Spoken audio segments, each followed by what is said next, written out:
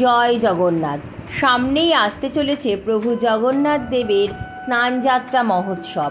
কবে পালিত হবে এই স্নানযাত্রা মহোৎসব? এই বছর অর্থাৎ 2024 সালে 22শে জুন শনিবার পালিত হবে প্রভু জগন্নাথ দেবের স্নানযাত্রা মহোৎসব। বন্ধুরা, বাড়িতে খুব সহজ সরল ঘরোয়া পদ্ধতিতে আপনারা কিভাবে প্রভু জগন্নাথ দেবের স্নানযাত্রা উৎসব পালন করবেন, তার সাথে স্নানযাত্রার সঠিক সময়সূচি, পূর্ণিমা তিথি কখন লাগছে কখন ছাড়ছে, এবং এবছর স্নানযাত্রা উৎসবটি পড়েছে অম্বুবাচীর মধ্যে। তাই এই অম্বুবাচীর মধ্যে কি প্রভু জগন্নাথ দেবের স্নানযাত্রা উৎসব পালন করা যাবে কি না, এই সমস্ত কিছুই আজকের ভিডিওতে আমি শেয়ার করব। তো চলুন বন্ধুরা, আর বেশি দেরি না করে ভিডিওটি শুরু করা যাক।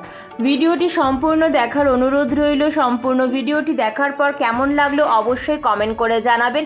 ভিডিওটি ভালো লাগলে একটি লাইক এবং ভিডিওটি শেয়ার করার জন্য অনুরোধ রইল। নতুন বন্ধুরা প্লিজ চ্যানেলটি সাবস্ক্রাইব করে পাশে বেল বাটনটি অন করে আমার পাশে থাকবেন, যাতে আমার পরবর্তী ভিডিও নোটিফিকেশান খুব সহজেই আপনাদের কাছে পৌঁছে যায়। আর যে সকল বন্ধুরা অলরেডি চ্যানেলটি সাবস্ক্রাইব করে আমার পাশে আছেন তাদের অসংখ্য অসংখ্য ধন্যবাদ। তো চলুন বন্ধুরা, আসা যাক মূল পর্বে। প্রভু জগন্নাথ দেবের স্নানযাত্রা উৎসবে যারা অংশগ্রহণ করেন বা প্রভু জগন্নাথ দেবকে যারা অভিষেক করান বা যারা এই অভিষেক দর্শন করেন, সেই সমস্ত ব্যক্তিরাই জন্ম মৃত্যুর এই চক্র থেকে মুক্তি লাভ করে, তাদের আর পুনর্জন্ম গ্রহণ করতে হয় না। তাই বন্ধুরা, এই স্নানযাত্রা মহোৎসবটি অত্যন্ত গুরুত্বপূর্ণ। সকলেই চেষ্টা করবেন প্রভু জগন্নাথ দেবের এই স্নানযাত্রা উৎসবটি পালন করার বা অংশগ্রহণ করার। জ্যৈষ্ঠ মাসের এই পূর্ণিমা তিথি অত্যন্ত মাহাত্ম্যপূর্ণ, কারণ এই জ্যৈষ্ঠ মাসের পূর্ণিমা তিথি হলো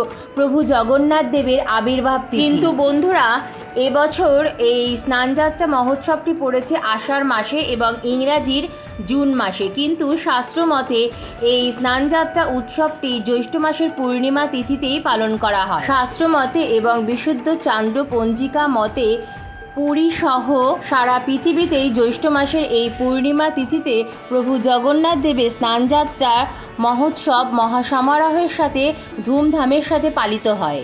প্রতি বছর রথযাত্রার আগে পালন করা হয় প্রভু জগন্নাথ দেব, প্রভু বলভদ্র ও মাতা সুভদ্রার এই স্নানযাত্রা উৎসব। মনে করা হয় বিশেষ এই পবিত্র তিথিতেই প্রভু জগন্নাথ দেব মর্তে আবির্ভূত হয়েছিলেন। তাই এই পূর্ণিমা তিথিকেই প্রভু জগন্নাথ দেবের জন্মতিথি হিসাবে মানা হয়। আর এই প্রভু জগন্নাথ দেবের জন্মদিন হিসাবেই এই বিশেষ স্নানযাত্রা উৎসবটি পালন করা হয়। এবছর অর্থাৎ 2024 সালে এই স্নানযাত্রা উৎসবটি পড়েছে বাংলার 7ই আষাঢ় 1431 এবং ইংরাজির 22শে জুন 2024 শনিবার দিন। আমার যে সকল বন্ধুরা আমেরিকা মহাদেশ বা আফ্রিকা মহাদেশ বা ইউরোপ মহাদেশে বা দক্ষিণ আমেরিকা বা উত্তর আমেরিকা মহাদেশে অবস্থান করছেন, তারা এই প্রভু জগন্নাথ দেবের স্নানযাত্রা উৎসবটি পালন করবেন 21শে জুন, এবং যারা এশিয়া মহাদেশে অবস্থান করছেন সে সকল বন্ধুরা এই মহোৎসবটি পালন করবেন 22শে জুন অর্থাৎ শনিবার দিন।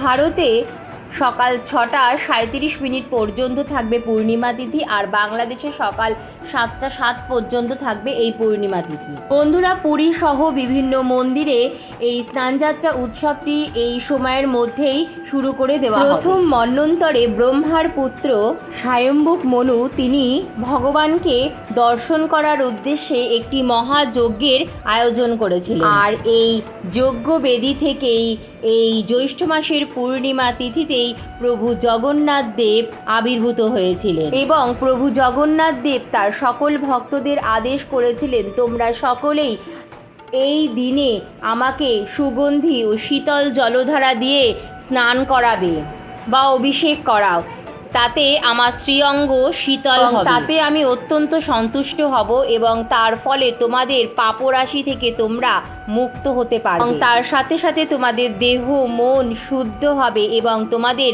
মনের সকল ইচ্ছা পূর্ণ হবে। এইভাবেই স্বয়ম্ভুক মনু প্রভু জগন্নাথ দেবের স্নানযাত্রা মহোৎসব পালন করেছিলেন। তিনি সহস্র কলসি জলধারা দিয়ে প্রভু জগন্নাথ দেবের স্নানযাত্রা উৎসবটি পালন করেছিলেন। স্কন্দপুরাণে বলা হয়েছে আবার, ব্রহ্মা থেকে আগত 25তম বংশ পরম্পরায় পুত্র মহারাজ ইন্দ্রদৌম স্বপ্ন আদেশে প্রভু জগন্নাথ দেবকে স্থাপন করেছিলেন এই দিন, এবং সেই থেকেই জ্যৈষ্ঠ মাসের এই বিশেষ পূর্ণিমা তিথিতে প্রভু জগন্নাথ দেবের স্নানযাত্রা তিনি পালন করেছিলেন।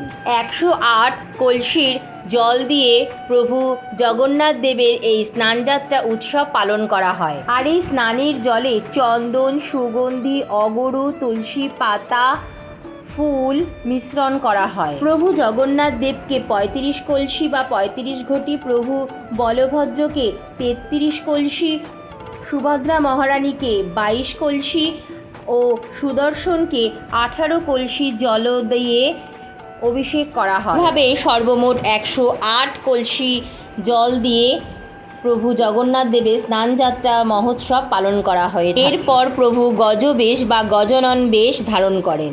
বন্ধুরা, বাড়িতে আপনারা প্রভু জগন্নাথ দেবের স্নানযাত্রা উৎসবের জন্য সবার প্রথম একটি স্নানপাত্র নিয়ে আসবেন পিতলের, তাতে অষ্টদল কমল বা স্বস্তিক চিহ্ন এঁকে নেবেন চন্দন দিয়ে। তারপর তাতে তুলসী পাতা ও কিছু ফুল দিয়ে প্রভু জগন্নাথ দেব, প্রভু বলভদ্র ও সুভদ্রা মহারানীকে স্নানপাত্রে নিয়ে আসবেন। তারপর পঞ্চামৃত দিয়ে অভিষেক করাবেন। পঞ্চামৃত অর্থাৎ দুধ, দই, ঘি, মধু ও চিনি বা মিশ্রি একত্রে মিশিয়ে পঞ্চামৃত তৈরি করে পঞ্চামৃত জলশঙ্খতে নিয়ে পঞ্চামৃতে অভিষেক করাবেন। আপনারা ফলের রস দিয়ে অভিষেক করাতে পারেন। তারপর একটি পাত্রে পরিষ্কার শুদ্ধ জল, তাতে গোলাপ জল, অগরু, হলুদ, চন্দন, তুলসী পাতা ও কিছু ফুল নিয়ে স্নানের জল প্রস্তুত করে খুব ভালো করে অভিষেক করিয়ে নেবেন।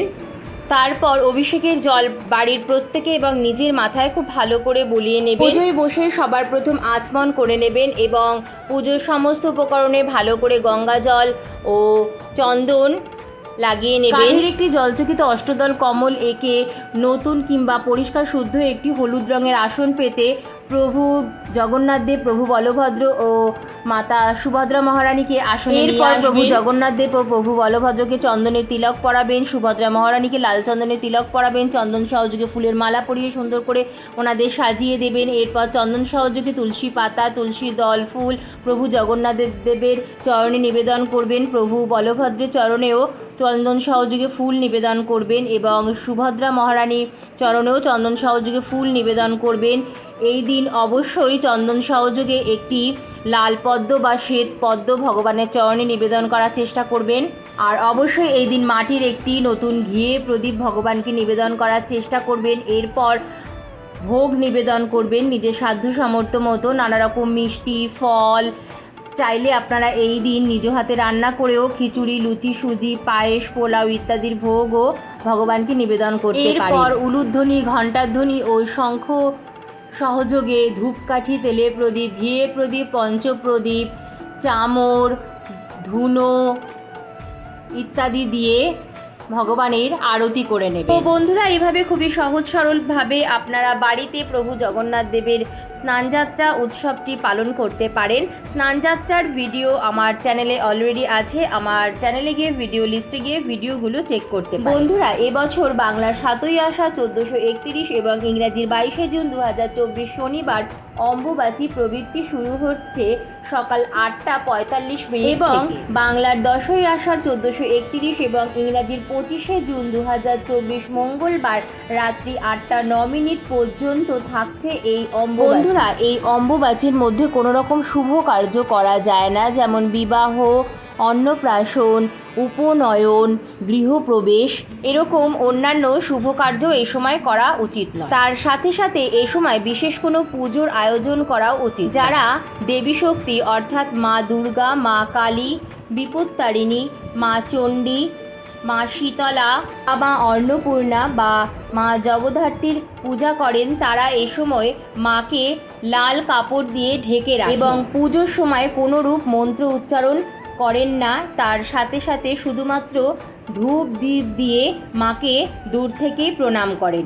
এই সময় মাকে স্পর্শ। বন্ধুরা, এই অম্বুবাচী সাধারণত সন্ন্যাসী, ব্রহ্মচারী ও বিধবা মহিলারাই বিশেষভাবে পালন করে থাকেন। এই সময় বৃক্ষরোপণ বা বৃক্ষছেদন, মাটি কাটা অর্থাৎ কৃষিকার্য বন্ধ থাকে।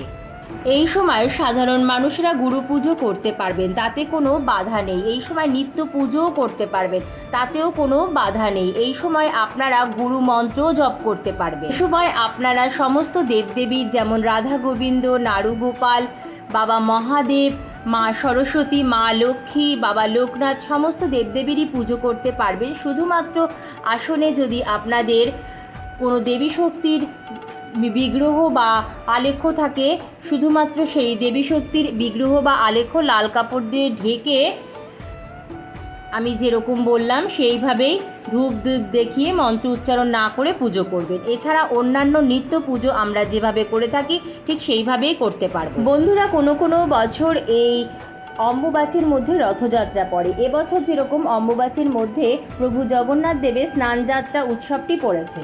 বন্ধুরা, আমরা যেরকম অম্বুবাচীর মধ্যে নিত্য পুজো করতে পারবো, নিত্য সন্ধ্যা দিতে পারবো, নিত্য গুরু মন্ত্র জপ করতে পারবো, গুরু পুজো করতে পারবো, নিত্য তুলসী মঞ্চে জল দিতে পারবো, ঠিক তেমনই প্রভু জগন্নাথ দেবের স্নানযাত্রাও আমরা পালন করতে পারবো সমস্ত নিয়মবিধি মেনে। কারণ অম্বুবাচীর মধ্যে নিত্য কর্মে কোনো রকম বাধা নিষেধ নেই।